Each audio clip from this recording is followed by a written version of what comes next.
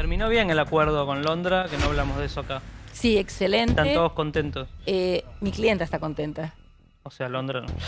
Y Londra puede ser que sí, que no, pero en definitiva se logró, como te decía recién, que se reconozcan los derechos de una mujer conviviente, que yo sé que muchos abogados, a veces incluso hasta en la tele, incluso a veces he discutido hasta con Mauricio de Alessandro sobre el tema. Qué raro. La mujer, Es un amor de la Alessandro, mujer, ¿cómo vas a discutir con él? No, una cosa es como persona y otra cosa es cuando nos enfrentamos jurídicamente. Entiendo que el derecho de la mujer conviviente existe, los proyectos de familia cuando se interrumpen generan un daño, y máxime que en este caso particular había dos criaturas. Porque esta figura de la compensación económica, al igual que el Código Civil y Comercial en general, es una figura que vamos a hacer entre todos. Está traída del derecho comparado, pero no copiada de ninguno de los sistemas. Y además, quiero decir que en todas estas legislaciones que nos ha mencionado nuestro querido amigo Cristian, como el derecho francés, el derecho español, el derecho italiano, nunca se mantuvo tal cual estaba desde el comienzo. Siempre ha tenido reformas. Entonces, es una figura que se va haciendo. Y eso creo que es lo que nos va a pasar también en el derecho argentino. Entonces, lo primero que nos vamos a preguntar es si esta compensación económica tiene base constitucional. ¿Podía haber algún tipo de vinculación para habilitar o no el reclamo de la compensación económica según quien haya sido el que produjo la ruptura o el que instó el divorcio? Creo, sin ninguna duda, que no podemos no podemos pensar que así sea. Claramente la figura que incorpora el Código Civil y Comercial, que se inscribe dentro en materia matrimonial y también en unión convivencial, que se inscribe dentro de una nueva consideración de la ruptura y sus consecuencias, se separa de toda relación con quien haya sido aquel que tomó la iniciativa o aquel que provocó el conflicto que llevó a la ruptura matrimonial o la ruptura de la unión convivencial. La compensación económica busca equilibrar la situación en el divorcio al desaparecer la idea de culpa. En el divorcio por culpa teníamos un régimen para el cónyuge inocente, teníamos un régimen especial de alimentos. Todo esto desaparece y lo único que se va a tener en cuenta es la compensación económica que se deban los cónyuges cuando se produce un desequilibrio en su situación patrimonial, independientemente de la idea de culpa, de quién ha sido el causante del divorcio e independientemente de la necesidad.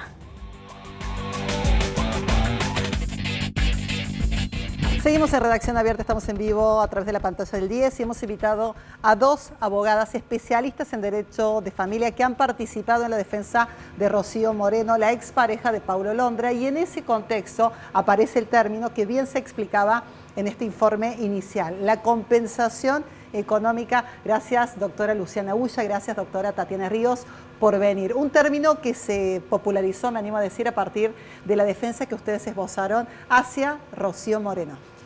Buenas noches. Gracias por venir. Gracias por la invitación. Qué importante esto que vos decís y qué importante es que la teleaudiencia lo internalice y lo asimile. Es el derecho que tiene aquel conviviente o aquel ex cónyuge que se ha separado y se ha producido un desequilibrio económico en su vida tras la ruptura. La mujer que ha pasado por esto, como lo fue el caso de Rocío, que se le ha producido un desequilibrio económico en su vida, tiene derecho a que sea reconocido y a recibir un pago en dinero. Es muy importante lo que estás diciendo, Sime. ¿Por qué costó interpretar y aceptar este pedido? Porque si uno veía tal vez la opinión pública, las redes sociales, fue mutando, ¿no? Al principio cuestionando a la mujer, una mujer joven, que por qué no se genera su propio sustento, y por otro lado una comprensión al respecto sobre este caso, entender que la mujer, en este caso particular, estaba y está al cuidado de esas niñas. Exactamente, la sociedad fue avanzando, por suerte, creo que todavía nos falta mucho por hacer, por defender, por luchar las mujeres, y es necesario que este reconocimiento se dé. Pensemos que hay mujeres que se quedan en la casa porque no pueden realizarse desde lo profesional, o no pueden estudiar, o no pueden seguir el camino de una carrera profesional o el que sea, se quedan en cuidado de las hijas. Máxime cuando tenemos un papá que no está tan presente por cuestiones laborales o por las cuestiones que sea. Alguien tiene que estar a cargo de los hijos, alguien se tiene que hacer cargo de ese proyecto que fue común, pero que uno lo lleva más adelante porque el otro sale a buscar los recursos. Sí, es compartido, pero hay alguien que se hace cargo de la familia físicamente. Es claro. ¿Y qué pasa cuando no hay un acuerdo civil, cuando no hay un matrimonio en este caso, ¿no? Cuando hay una convivencia? ¿Se puede reclamar también esa compensación, doctora? Sí, por supuesto, también en el caso de las convivencias, justamente están reguladas en el artículo 523 y 524, que habla cuando surge un desequilibrio económico manifiesto, ¿no? Después de esta ruptura, de este plan de familia, las concesiones que se realizan en el ámbito privado, ¿no? Porque uno dice, bueno, uno se aboca más al trabajo y el otro al cuidado de los hijos, que si bien estas son concesiones privadas, digamos, de las partes, pareciera que hay un equilibrio, ¿no? Pero es un equilibrio supuesto, porque en el caso de las rupturas, ahí se ve realmente cuál es la parte que sale más perjudicada a raíz de la... Y en este caso particular, ¿no? Que se hizo generó tanta tensión, ¿no? Principalmente en Córdoba, a partir del pleito entre Paulo y Rocío. ¿Por qué se demoró tanto este acuerdo, ¿no? ¿Por qué costó tanto interpretar o aceptar que Rocío físicamente es la persona que está al cuidado, ¿no? Al 100% de esas niñas? Por supuesto entiendo que hay un pacto de confidencialidad. Ustedes me pueden contar lo que consideren pertinente. Sí, exactamente. No sé si hay un pacto explícito, pero nosotros en el Foro de Familia tenemos el principio de reserva, en donde las partes y los abogados no podemos hablar de las causas. Pero sí te puedo decir, Sime, que el acuerdo, si bien llevó tiempo, en otros casos lleva mucho más tiempo.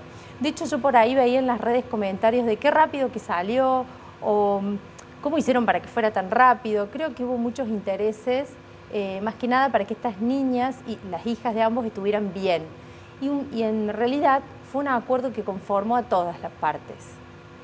Además de la compensación económica, se considera, por supuesto, el régimen de visita, el régimen alimentario, la manutención. Y de acuerdo a lo que entiendo, el rol de los abuelos ha tenido una cabida importante, ¿no? Sí, en los acuerdos, lo miro a la doctora porque bueno, fueron todos los temas juntos en la mesa de negociación. Como en la mayoría de los casos, se busca un acuerdo macro. Sí es cierto que nuestra legislación prevé la posibilidad de hacer acuerdos parciales. A veces, bueno, se acuerda el divorcio y no se acuerda el cuidado personal de los hijos porque no se logra un acuerdo, y para no tirar abajo en el divorcio sobre el acuerdo de los bienes, se acuerda solo eso y después por la vía contenciosa se sigue lo otro. Doctora. Sí, en este caso en particular se trató de solucionar o llevar un acuerdo que esté integral, digamos, que tenga que ver con todo el cuidado de los hijos y también la parte económica de la compensación. Claro, lo que implica, ¿no?, este encuentro, ¿no?, de una pareja que se ha roto, el desgaste, ¿no? Entonces está bueno generar todos los frentes de una vez y tratar de sostenerlo, ¿no? Porque ahora, una vez rubricado el acuerdo, hay que respetarlo. ¿Cómo se supervisa, cómo se controla esa nueva instancia?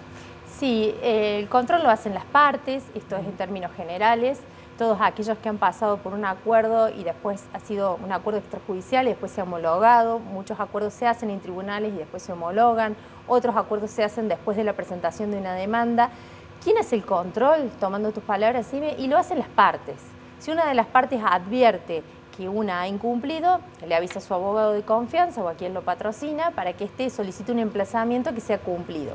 ¿Por qué se homologa? Se homologa para que sea ejecutable. Si yo no homologo un acuerdo, y como muchas personas creen que haciéndolo en la escribanía es suficiente, no es suficiente. Los acuerdos basados en el derecho de familia no se hacen en la escribanía, los acuerdos se hacen y se presentan en tribunales de familia para su homologación y para que sean ejecutables.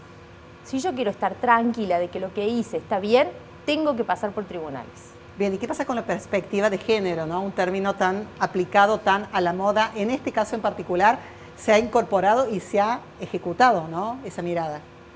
Sí, por supuesto. También hay que tener en cuenta que no solamente una perspectiva de género en base a la mujer, ¿no? Esto es integral, porque la compensación económica la puede pedir cualquier persona, ya sea una persona binaria, no binaria, gay, transexual, es cualquiera, es integral, no es exclusivo de las mujeres. Por supuesto que se tiene en cuenta más, se ha visto más el tema de las mujeres, porque son las que generalmente se quedan con los hijos y se hacen cargo de todo lo que conlleva la crianza de los niños. Y por supuesto una mirada de actualización económica, ¿no? Porque cuando hablamos de un acuerdo que involucra a menores de edad, se genera el crecimiento y por supuesto las demandas van modificándose, ¿no? Eso entiendo que se actualiza también. Sí, es hermoso lo que decís, porque las relaciones de familia no son estáticas, están en constante movimiento. No es lo mismo una cuota alimentaria de un menor de edad de 2 años que uno de 12, que uno de 18. No es lo mismo. Nosotros siempre decimos en el estudio, a mayor edad, mayor necesidad, porque sale más a la calle, porque tiene más encuentros con sus amigos, porque necesita más libros, porque uno va avanzando en la vida y tiene más gastos. Esto es algo habitual y normal. Además, porque a veces se necesita un cambio de cuidado. Quizás en un momento de la vida ese hijo o esa hija o esos hijos pasaron determinado tiempo en una casa o en otra y después se necesita una alternancia. A mayor edad necesita más de papá o más de mamá o como sea, y es una semana con cada uno. Entonces los acuerdos se van generando o se van modificando en función de las necesidades de los hijos. Siempre la mirada está sobre los hijos. ¿Qué pasa con sostener ciertos niveles de vida? No me refiero a este caso Paulo Londra, ¿no? Pero se han planteado distintas rupturas de pareja donde existía cierto nivel. Se rompe esa pareja y tal vez una parte queda en un desequilibrio. ¿Por qué es importante que se siga sosteniendo lo que venía siendo habitual? Bien, eso de seguir sosteniendo está basado en que los hijos cuando van a una casa o a la otra tienen que sentirse de la misma forma. Si yo en una de las casas tienen la play, el parque, todas las necesidades y todas las cosas que les gustan a los hijos y en la otra no, estoy poniendo en una desigualdad de un hogar a otro. Entonces, ¿qué busca el legislador? Que en ambos domicilios estén de la misma forma.